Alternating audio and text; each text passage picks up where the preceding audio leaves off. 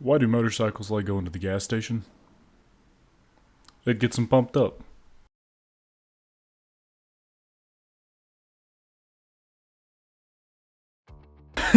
Hey guys, Octane Restorations. Yeah, the jokes really don't get better, do they? So we're back with this 1988 GL1500, and as you could have guessed by the joke today, we are going to be messing with the fuel delivery system. So we're going to be replacing the fuel pump and the fuel filter, and we're also not replacing it with an OEM, so we're doing a fuel pump conversion like we did on the last Goldwing. So stay tuned, all of that's in store. Process is the same as the other one on this one. There's not much of a difference like the carburetors, but got to get those nuts off, get the fuel line disconnected, all the electricals disconnected, and then just pull it out. And this is how it looks compared to the other one. This one looks brand new. The other one was in rough shape. But the fuel pump is seized. The symptoms we were having were no fuel delivery to the carburetor. You couldn't even hear it click. This is the new one we're going to convert it to. This is not OEM, but it is a pretty simple conversion. I will say, speaking of this, I've got mine off eBay. I think they were about 30 bucks compared to an OEM one that was 300. I did have to replace this one later, about 2 or 3 months later. So it seems like with these fuel pumps, I get about 50-50.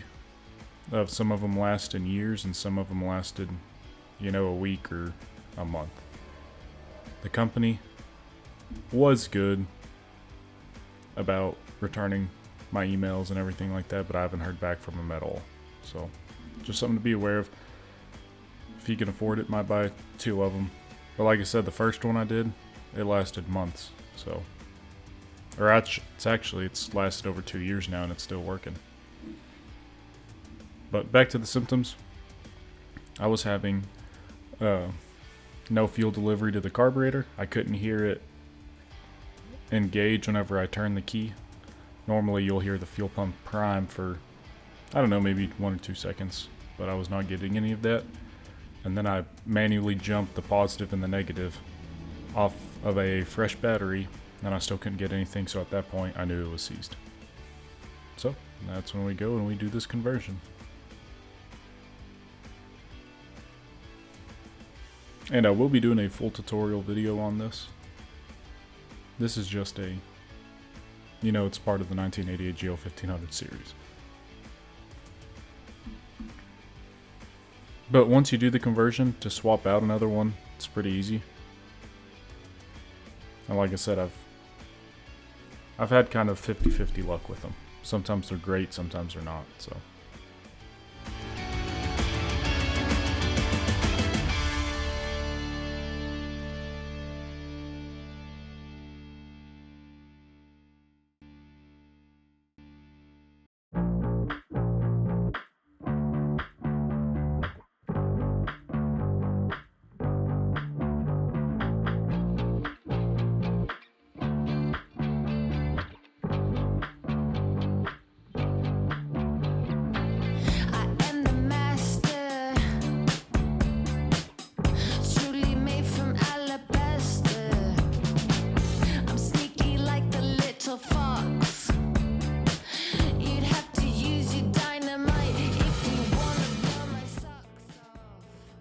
So currently in the motorcycle community, there's kind of a divide between what type of electrical connections you should use.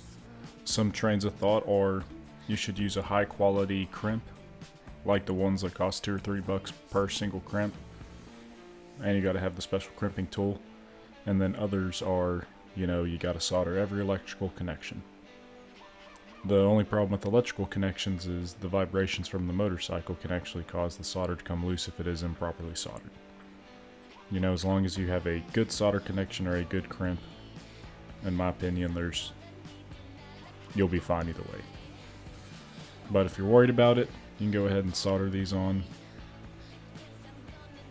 But I've never had a problem crimping them like this. But I do crimp a lot of stuff, so. Next you gotta get your fuel line, get it properly sized.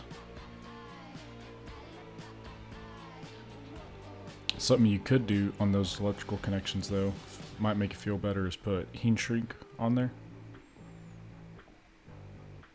Do the electrical connections and heat shrink it. But it's gasoline in there, not water, so I'm not too worried about the corrosion. Like, it's not going to cause the solder to rust like water will.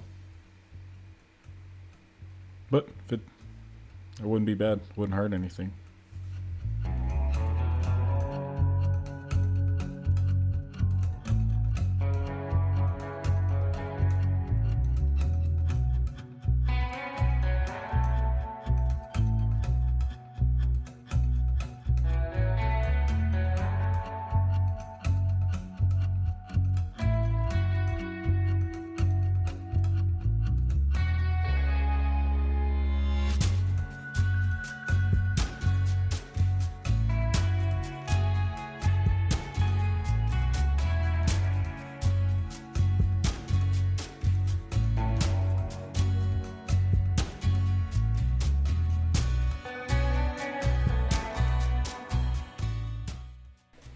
Here the guy in the video starts blabbing about that you have to put the sleeve on the new fuel pump so that way it fits. Otherwise it'll just slide out of there. So it comes with a foam sleeve, and then you gotta use the rubber insert off of the old fuel pump. It makes it tight, but it does hold well, and you actually can get a screw in it. So but as you saw there, all in all, pretty simple conversion. There's the breather tube in the gas tank that you don't need. This bypasses all of that. I believe the connection to the nuts are 6mm, 6.5, 7mm. They're pretty small. Yeah, this guy's just blabbing. The wires, there's two wires for the fuel pump. There's a black wire and a blue wire. The blue wire goes to the positive, and the black wire goes to the negative. I covered this pretty in depth on my last video. On the fuel pump, this one, there's a spot that shows you if it's the positive or negative terminal, so you don't get it backwards. Which, like I was saying, I've had some issues with quality control on these, and they supposedly have a lifetime warranty, but I can't get the company to email me back to replace my fuel pump that got seized. But at the end of the day, you could buy 10 of these fuel pumps for what one OEM costs. I am planning on rebuilding an OEM fuel pump, seeing if I can get it running, and then I'll replace that next time these fuel pumps die. But, in terms of price, you could buy 10 of these fuel pumps for the cost of one OEM fuel pump. It's kind of crazy when you put it in those terms. So, if I were you, if you're going to do these, you might buy 2 of them and keep one in your saddlebag, along with a 6.5mm socket or whatever it is to take it off and replace it on the side of the road. And you also need an 8mm to get the fuel pump out, and you also need an Allen head to get the seat off if yours is a normal. Like the last Goldwing I got, they lost the bolt, so I had to replace them with like a 13mm long bolt. But as you can see, the old one, pretty rough shape. New one, it looks pretty nice. I always put the filter on it to keep debris from getting out of the propellers and clogging it up. But all in all, it's a simple process. And I genuinely do wish that they had a little bit more quality control. Because like I said, I've had a decent amount of these fail, and then some of them last forever. So you just don't know what you're going to get.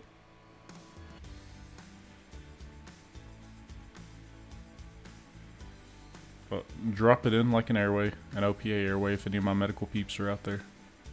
An oral pharyngeal airway.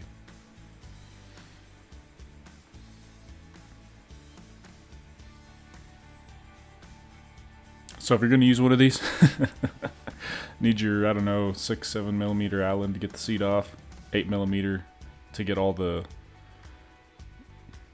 nuts off to access the fuel pump. Then you got to have the 6.5 or 7mm, whichever one it is, to get it off and replace it, and then a Phillips to remove the hose clamps. So might make you a little fuel replacement jump kit. But it's crazy, like I said, I built a Goldwing for my dad, completely restored it, and the first fuel pump didn't even get me out of the driveway, but the second fuel pump, we've rode, 500-mile road trips on it, multiple of them, and it's just ran great. No issues whatsoever. That last one I did, the 1996 GL1500, it's still got the same fuel pump in it that I put in the very beginning, and it's still running great. So, just never know what you're going to get, which quality control and customer support was a little bit better. But life goes on. But again, all in all, this is a pretty easy process for replacing the fuel pump, and I'll make a whole video separate of how to convert it.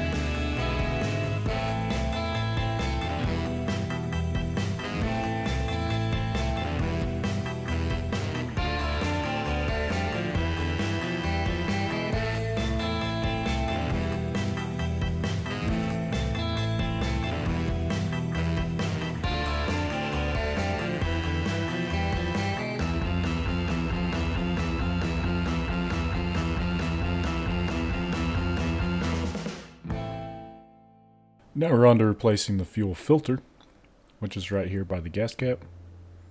If you have all this stuff, it's pretty easy to change. There's this filter from O'Reilly's that I will show you here in a second that does not fit. It looks like a lot of the fuel lines online come pre-made, like with the bins and everything in them. I found some people that say the fuel line is 3/8 of an inch. But then in the forums, I also find that most of the fuel line is metric, but that 3/8 is the American equivalent. So this fuel filter is a 1/4 inch, I believe. So it's an 1/8 of an inch smaller in diameter, but I'm going to show you here that it just is too small. I had this filter laying around is the reason I'm showing this, but a new filter, OEM style filter, I think I got on eBay for $11.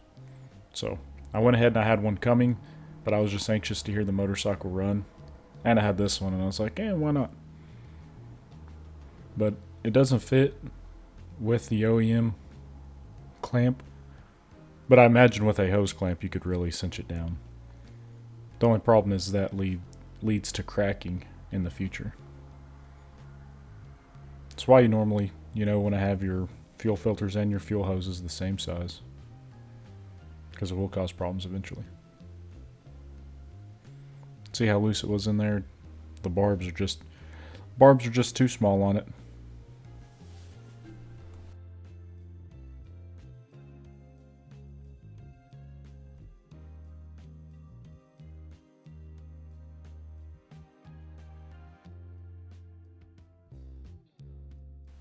Here I got the OEM ones in. And like I said, these were only, $10, $13. Not bad at all.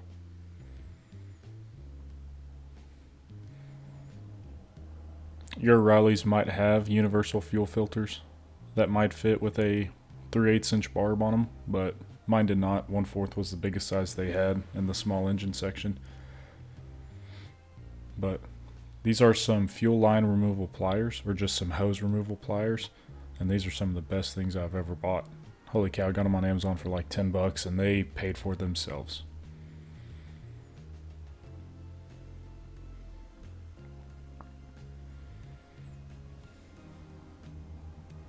But none of the hoses are leaking now, and they seem in pretty decent shape. I haven't found any cracks or anything, so I'm not replacing any of them right now.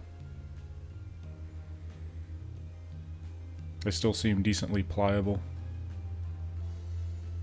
But again, if you have any leaks, go ahead and replace the hoses. A few of these hoses are pretty easy to replace, like from the fuel pump to the fuel filter. But some of them can be pretty difficult to route, especially like the ones connecting to the carburetor and underneath the carburetor. But just tighten up your clamps. It's pretty easy. Pretty easy to change the fuel filter on these.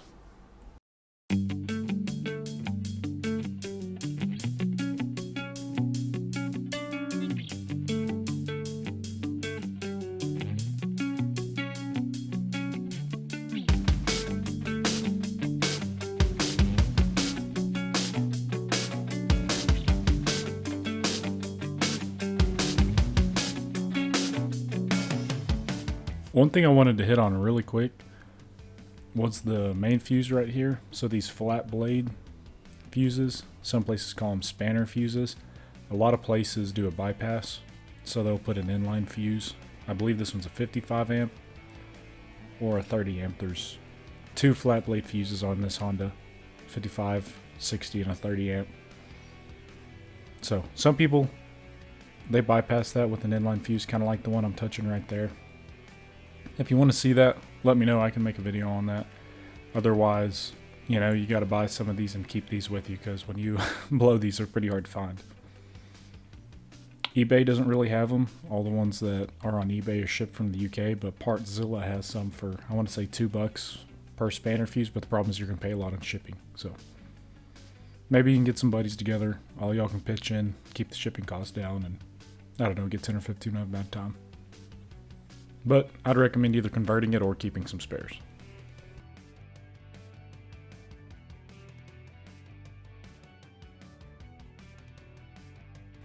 Well guys, that's all I got for you today. This is Octane Restorations on this 1988 GL1500 Part 2, replacing the fuel pump and filter.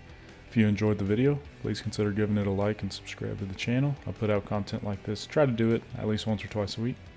But this is Octane Restorations, and thanks for watching.